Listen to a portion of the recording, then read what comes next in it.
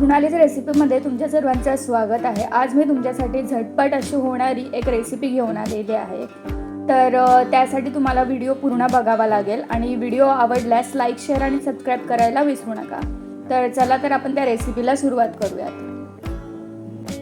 बेसनाचा पोळा बनवण्यासाठी लागणारे साहित्य इथे मी एक मीडियम साईजचा कांदा एकदम बारीक असा कापून घेतलेला आहे, एक टोमॅटो बारीक कापलेला आहे, एक हिरवी मिरची थोडी जाडसर अशी कापून घेतलेली आहे आणि चिल्ली फ्लेक्स आणि बेसन। जर हे तुम्ही लहान मुलांसाठी बनवत असेल तर तुम्ही चिल्ली फ्लेक्स आणि हिरवी मिरची स्किप सुद्धा करू शकतात। तर आपण आता रेसिपीला सुरुवात करूयात। बेसनाचा पोळा बनवण्यासाठी सर्वप्रथम इथे मी एक मीडियम साईजचा जो कांदा बारीक असा कापून घेतलेला आहे तो यामध्ये घालून घेणार आहे। त्यानंतर एक टोमॅटो सुद्धा बारीक कापून घ्यायचा आहे। नंतर एक हिरवी मिरची घेतलेली आहे, ती थोडी मी जाडसर ठेवली आहे। त्यानंतर मी एक टेबलस्पून चिल्ली फ्लेक्स टाकणार आहे, तुम्ही स्किप सुद्धा करू शकता जर तुम्हाला तिखट नसेल हवं तर।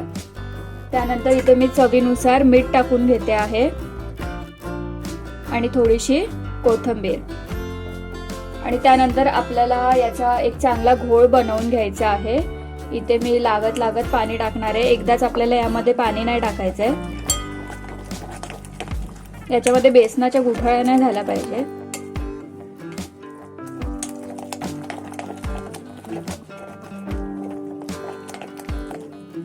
हे बघा, हे थोडं जाड आहे, यामध्ये मी थोडं आणखीन पाणी घालत आहे।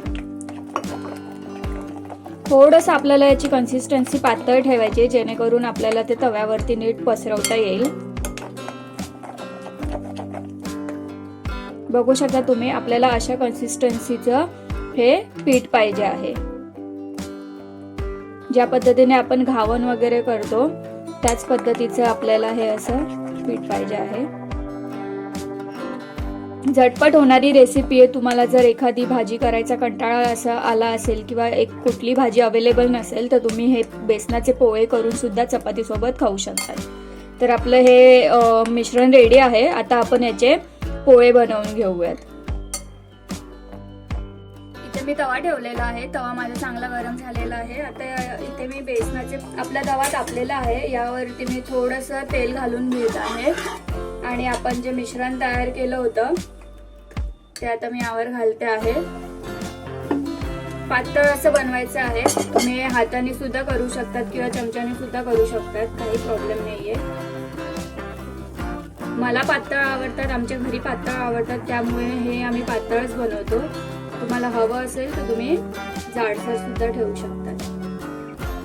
बेसनाचा पोळा अगदी उत्तम असं ऑप्शन आहे जर तुमच्याकडे काही भाजी अवेलेबल नसेल किंवा झटपट तुम्हाला टिफिनला काहीतरी मुलांना द्यायचं असेल तर तुम्ही फक्त हे बेसनाचे पोळे आणि टोमॅटो केचप सुद्धा त्यांना देऊ शकतात। आणि अगदी हेल्दी अशी रेसिपी आहे। तुम्हाला जर मुलांना काही हेल्दी द्यायचं असेल टिफिनला तर बेसनाचा पोळा एक उत्तम ऑप्शन आहे। बेसनाचा पोळा व्हायला एक 5 ते 7 मिनिटं लागतात। आपण दोघी साईडनी चांगलं खरपूस असं भाजून घेऊयात। इथे मी थोडंसं तेल घालते आहे,